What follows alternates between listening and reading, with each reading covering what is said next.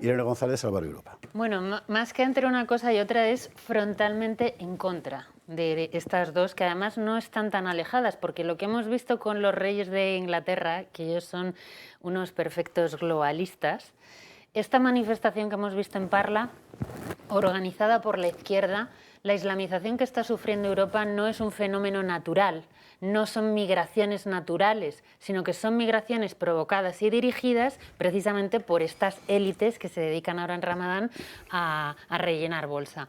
Y la principal manifestación que estaba viendo en Parla no era a favor del hijab y del velo, que tengo en el libro un capítulo dedicado contra el tema del hijab liberal, se llama el capítulo, ¿no?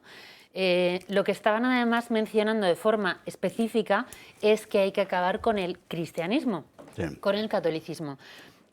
Con el libro de Salvar Europa, que está más o menos dividido en dos partes, en la primera se habla más de las formas nuevas de poder, de cómo el Estado-nación se destruye para hacer paso a un nuevo leviatán globalista, ¿no? Que a través, por ejemplo, de organizaciones supranacionales como la Unión Europea, pues ha arrebatado toda libertad política a los ciudadanos, ¿no? La falta de libertad de expresión, cómo nos mintieron con eso del fin de la historia de la democracia liberal. Yo pertenezco a una generación que nació en esa victoria y es todo mentira.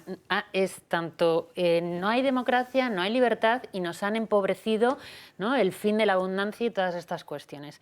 Pero la segunda parte y principal del libro, o lo que intenta subyacer, porque son como que la primera te lleva a la segunda, es la guerra espiritual que hay, que trasciende a la batalla cultural ideológica limitada entre derechas e izquierdas, porque lo que pasa es algo mucho más profundo y mucho más grave. Por un lado, el globalismo antihumanista, vemos, ¿no?, que es un ataque frontal, ¿no?, a la vida humana, no solamente con temas del aborto, la eutanasia, este nihilismo, ¿no?, que tu vida no vale nada, no hay relaciones de amor verdadero, el matrimonio esto es una cosa deleznable, y luego la islamización. Pero claro, es que son dos brazos de un proyecto anticristiano para acabar por completo. Todo esto empieza en la descristianización de Europa. Entonces, yo pretendo reivindicar otra vez esos orígenes, que hay cosas que salvar, pero sabiendo que hay muchas cosas que hay que derribar primero. Y una de ellas son, por ejemplo, acabar con la identificación entre Europa y la Unión Europea, porque precisamente la Unión Europea, claro, es una organización destinada a la destrucción de lo que son las identidades nacionales y de lo que es la identidad de Europa, que dice, ¿sí qué tienen en común países y potencias tan distintas con intereses distintos? El cristianismo. Entonces, es una organización profundamente anticristiana, de ahí que la islamización, este laicismo, ¿no?, el laicismo, la nueva religión laica de los hombres que quieren ser dioses, pues intento hacer esta sociedad sin Dios, nos ha traído pues a que esta gente globalista, pues que sean ellos los nuevos dioses y que decidan cuando hay guerra, quién muere, quién no, qué se produce, qué se desindustrializa, pues a una sociedad en la que, bueno, tú recuerdes el valor tuyo de dignidad humana y que de ahí llevarlo a la política, que la política lleva a todas las partes de la vida. Fernando, José Antonio, Pedro, Carlos, con toda seguridad queréis preguntarle algo a Irene acerca de su libro. Pues le querría preguntar mil cosas, porque la verdad es que es el proyecto un poco, yo creo que en el que estamos todos, salvar Europa, porque Europa está siendo violada por la Unión Europea. O sea, esa distinción que ha hecho Irene, tan absolutamente oportuna, entre Europa y Unión Europea, que todos empleamos no la distinción, sino precisamente lo contrario, de una manera gratuita, ¿no? Decimos, Europa dice... Bueno, Europa, primero, que no es solo la Unión Europea, y segundo, que yo creo que hay que verlo también a la luz de esa guerra que hay de las élites contra sus pueblos.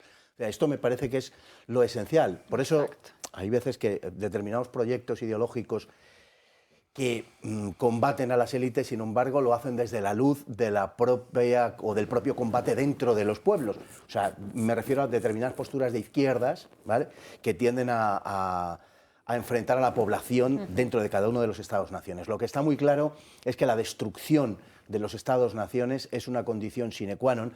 El otro día leí una entrevista, no recuerdo quién era, pero alguien que comentaba, era fuera de España, decía, ¿cómo es posible que quienes lo que pretenden, lo que quieren es no tener fronteras, se dediquen a balcanizar los estados? Pues muy sencillo, ¿no? Porque nos quieren divididos, a nosotros enfrentados en la pobreza. Han traído la guerra a nuestras calles, ¿no? Ellos son, no hay fronteras, pero tú en tu propio barrio llega un momento en el que no puedes salir de tu casa por la inseguridad que hay, no puedes salir de tu barrio si contaminas, ¿no? Entonces es una atomización del ciudadano hasta la soledad de su casa, de una pantalla, porque también una de las cosas que mencionan en el libro, como esa evolución de la democracia liberal fantástica y fabulosa que nos vendieron, es su evolución a un sistema de una dictadura tecnológica, ¿no? De un control que jamás el hombre pudo llegar a pensar que se podía hacer sobre los ciudadanos. Entonces, cuanto menos te sientas tú más perdido, menos vínculos tengas verdaderos y menos conciencia de tu dignidad como persona, como humano, como hombre, como mujer, ¿no? Y que no eres pueblo, pues claro, tú ahí no tienes nada que hacer. Hay que recordar que nosotros somos muchos más y que nosotros somos los buenos, no los de arriba. Una cosita, Sí, la sí. cuestión de USAID, que está saliendo estos Sí. días y tal, Sí, sí. abundaría en algo que tú acabas de decir. Todos estos proyectos de ingeniería social no son fruto del avance espontáneo de la historia, están impulsados por unas élites con unos determinados objetivos e intereses. Mencionado está porque además es que, de verdad, según ha salido el libro yo no me podía esperar que fuese tan de actualidad con lo que ha pasado de USAID, porque, por ejemplo, el capítulo dedicado a la libertad de expresión, hablo de los medios de comunicación, hablo de redes sociales y cómo todo eso forma parte de gente que está cobrando para decir lo que le interesa al poder y nada relacionado ni con la verdad y desde luego no con los intereses de los ciudadanos.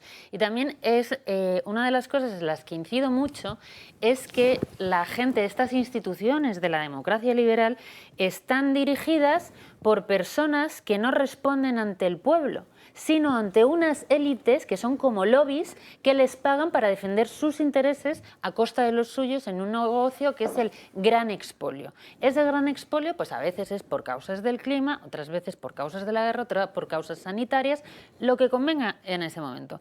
Entonces, claro, vemos cómo al final la destrucción del individuo, de la nación, llega un momento que dices, pero yo qué voy a querer salvar en este país que esto está destrozado por la islamización, empobrecidos, desindustrializados, España es lo peor. ¿Qué quieres salvar? Te quieres largar. Entonces, al parecer, nosotros somos todo lo peor.